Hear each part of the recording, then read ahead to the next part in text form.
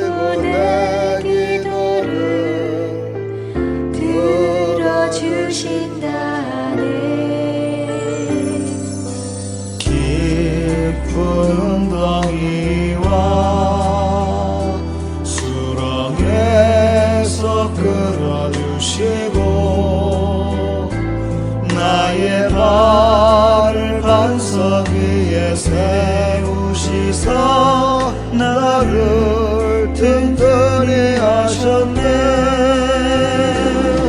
새 노래로 부르자 나가라 하나님께 올릴 찬송을 새 노래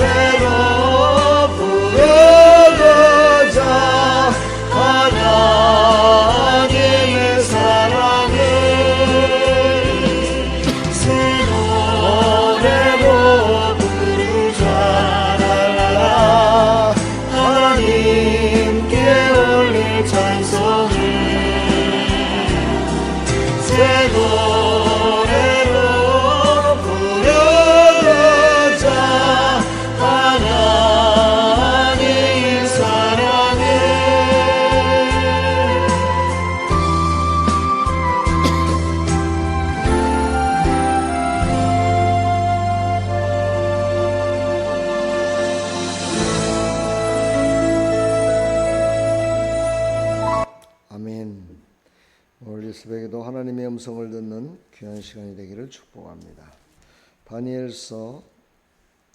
잠언서 19장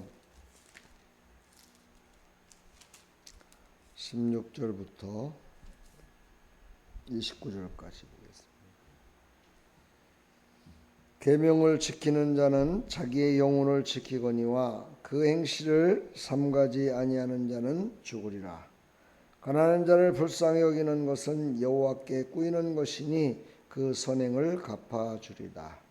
내가 내 아들에게 소망이 있은즉 그를 징계하고 죽일 마음은 두지 말지니라. 노하기를 맹렬히 하는 자는 벌을 받을 것이라. 내가 그를 건져주면 다시 건져주게 되리라. 너는 권고를 들으며 훈계를 받으라. 그리하면 내가 필경은 지혜롭게 되리라. 사람의 마음에는 많은 계획이 있어도 오직 여호와의 뜻이 완전히 서리라. 사람은 그 인자함으로 남에게 사모함을 받느니라. 가난한 자는 거짓말하는 자보다 나으니라. 여호와를 경외하는 것은 사람으로 생명에 이르게 하는 것이라.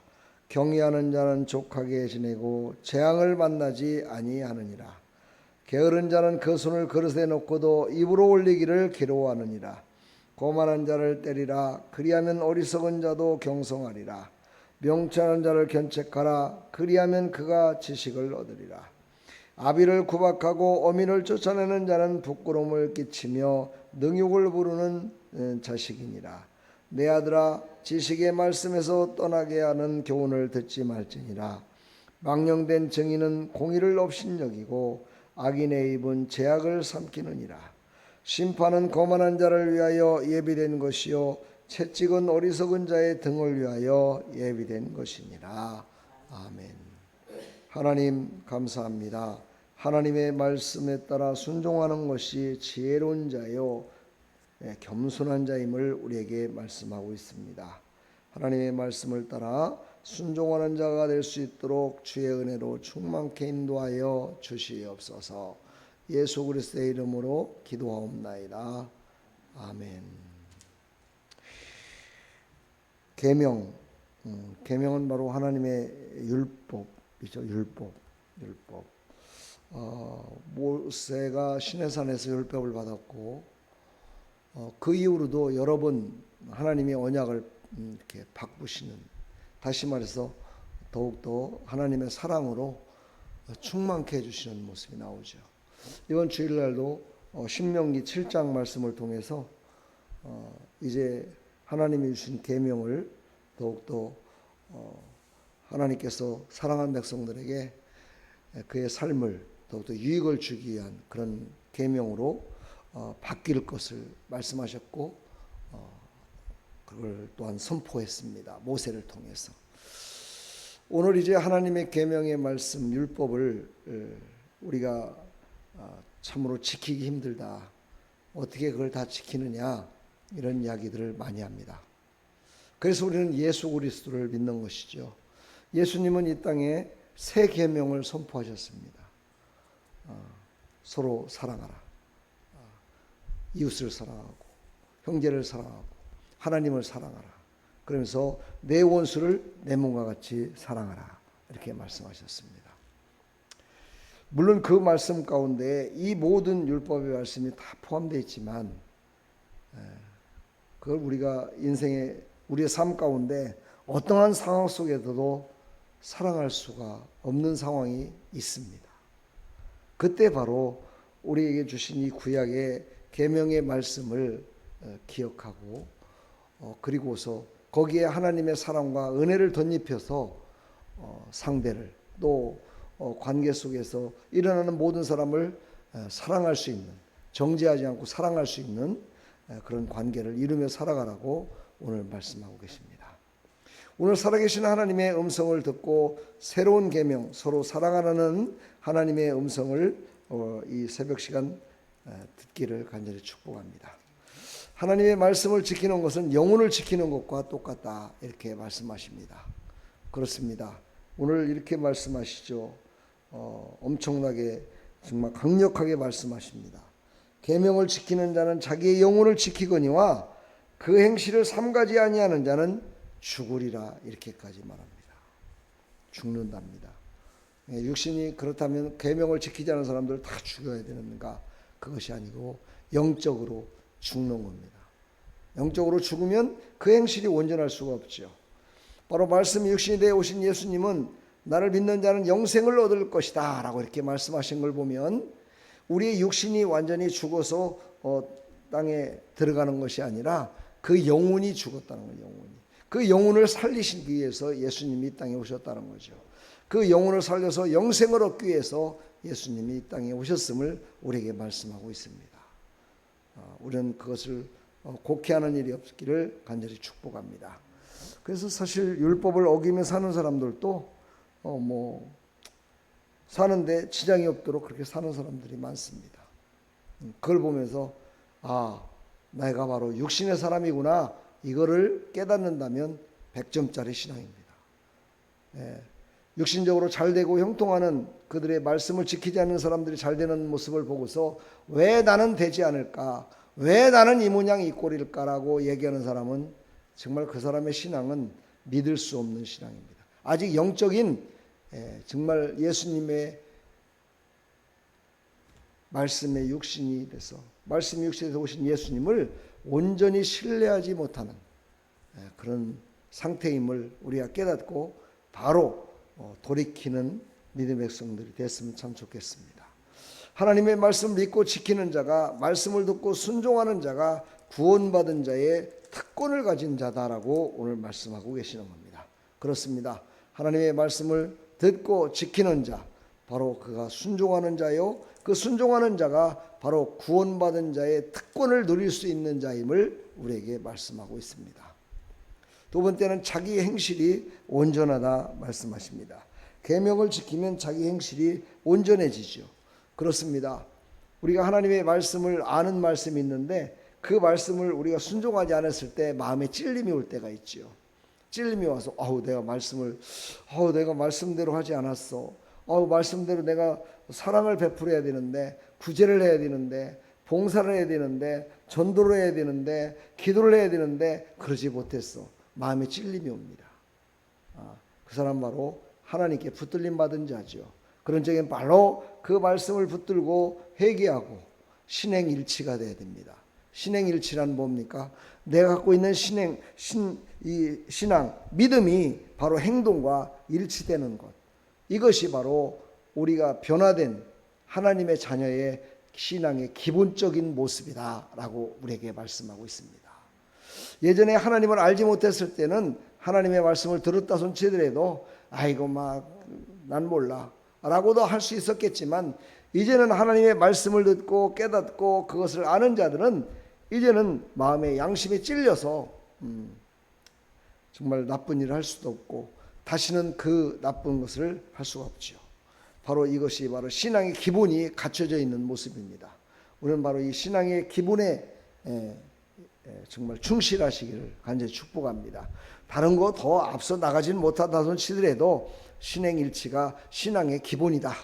이것을 꼭 깨달으시고 말씀에 순종하는 삶이 되기를 간절히 축원합니다. 세상의 도덕률이라고 그러죠. 세상에 지금 도덕률을 가장 많이 따지는 도덕률이 뭔가요? 바로 성폭행이죠. 성적인 것을 가지고 죄를 범한 사람들, 이런 사람들을 가장 정말 추악한 인간으로 생각하고 그렇게 합니다. 그런데 보십시오. 한쪽 편에서는 그 추악한 동성애를 찬성하며 그것을 합법화시키려고 하는 세력이 있다는 사실이죠. 이 얼마나 추악한 인간의 모습입니까? 자기의 기준의 잣대에 맞춰서 그 세상의 도덕률을 결정하는 거예요. 어찌 보면은요, 정말 더 도덕적으로다가 도덕률이 떨어지는 것은 바로 동성애입니다. 이것은 하나님의 법을 완전히 어기는 것이고 정말 인간이 이 땅에서 생육하고 번성하라는 하나님의 말씀을 완전히 어기게 되는 것인데 그것을 옹호하는 세력들이 있어요. 근데 그것을 옹호하는 세력들이 바로 성추행이다. 말로다가 성추행을 했다. 여자에게 이렇게 했다. 남자에게 이렇게 성추행을 했다. 그런 것들을 또 들고 일어나요. 참 웃기는 일 아닙니까, 여러분요? 정말 이런 것들을 보면서 인간의 외모만을 취하는 그래서 그 의무마을을 채워하는 그 인간을 이제 원수마귀가 갖고 놀고 있어요. 우리는 그런 사람 되지 말기를 축복합니다. 내면의 세계는 밝혀주지 못합니다.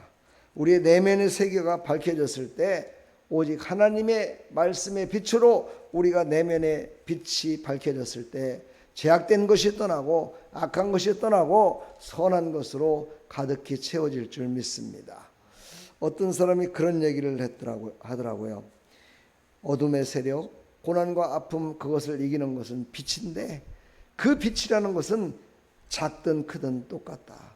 작은 빛이 들어와도 어둠은 사라진다. 그렇습니다. 세상 사람들도 그렇게 말하고 있는데 우리는 생명의 빛이요 정말 세상을 밝힐 그 하나님의 생명의 빛이, 말씀의 빛이 우리에게 들어왔는데도 불구하고 우리가 어두운 모습으로 살아간다면, 어둠에 붙들려 살아간다면 이게 얼마나 어리석은 모습입니까? 우리는 바로 하나님의 빛으로 영생을 얻은 자임을 믿으시고 승리하는 삶이 되기를 간절히 축원합니다. 바로 말씀을 지키는 자는 하나님을 경외하게 되어 있습니다. 하나님의 말씀이 얼마나 엄중하고 얼마나 사랑스럽고 우리를 유익을 끼치는 말씀인지 알기 때문이지요. 그렇습니다. 하나님의 말씀은 우리의 길을 멸시하는 자를 망하기도 하고 살리기도 합니다. 주의 길을 멸시하는 자를 망하게 함으로 말미암아 우리 앞길을 형통하게 열어주는 그런 또한 능력이 또한 있습니다. 그러므로 우리는 하나님을 더욱더 경외하기 위해서는 하나님의 말씀을 많이 알아야 됩니다. 하나님의 말씀을 우리 권사님 많이 필사도 하신다고 그러는데 필사하고 듣고 하는 거 참 중요합니다. 그러나 그 중에 단 한 말씀이라도 신행일치가 돼야 됩니다. 그게 신행일치가 되지 않는다면 신앙의 기본도 안 돼 있는 겁니다. 그거는 아무나 할 수도 있는 겁니다. 신행의 일치가 되기를 축복합니다. 그렇죠. 우리가 아무리 기도를 많이 해도 신행일치가 되지 않는다면 하나님이 복을 주지 않습니다. 하나님의 복은 바로 순종에 있습니다. 그 순종이 바로 능력이요 승리요 천국을 침노하는 자의 것이다 라고 말씀하고 계십니다. 그것은 바로 곧 순종입니다. 말씀을 지키는 자, 바로 이게 순종이지요. 바로 우리는 오늘 새벽에 들은 말씀, 제가 15분에서 한 16분 정도를 설교합니다. 여기서 핵심 포인트는 뭡니까? 하나님의 말씀을 지키는 겁니다. 신행일치. 신행일치를 하는 자가 바로 능력을 받을 것이며 승리할 수 있을 것이며 천국을 침노하는 자의 능력이 임할 줄 믿습니다. 그런 하나님의 말씀을 지키는 자가 되기를 간절히 축원합니다. 제가 오늘 시찰 모임이 있어서 오늘 시간을 빕니다. 여러분들 기도해 주시고 또 하나님의 말씀을 따라서 오늘도 하나님께서 주시는 생명 말씀을 따라서 이 명절 때 되면 이 악한 것들이 미혹의 영들이 더욱더 날 때입니다. 이런 때일수록 더욱더 우리가 기도하고 하나님의 말씀이 그들 가운데 이루어져서 죄악 가운데에서 벗어날 수 있도록 우상 숭배에서 벗어날 수 있도록 하나님 도와주십시오 하고 간절히 기도하는 그런 귀한 시간이 되었으면 참 좋겠습니다. 하나님 감사합니다. 오늘 이 새벽도 우리를 깨워주시고 하나님의 말씀에 순종하여 그 말씀대로 순종하며 살아갈 때 하나님의 능력이 하나님이 우리를 승리케 도와주시고 우리를 영원한 천국 백성으로 만들어줄 것을 우리에게 말씀하셨습니다. 신행일치가 될 수 있도록 은혜 베풀어 주시옵소서. 예수 그리스도의 이름으로 감사하며 축복하며 기도하옵나이다. 아멘. 우리 시간 다 같이 기도할 때 하나님 앞에 하나님의 말씀이 나를 붙드시고 신행일치가 돼서 신앙의 기본이 나를 붙드셔서 나의 모든 삶 가운데 첫째가 하나님의 말씀이 되게 하여 주옵소서 하고 간절히 기도하는 이 시간 되기를 간절히 축원합니다. 우리 다 같이 주여 한번 외치고 기도합니다. 주여! 하나님 아버지 은혜와 사랑을 감사합니다. 하나님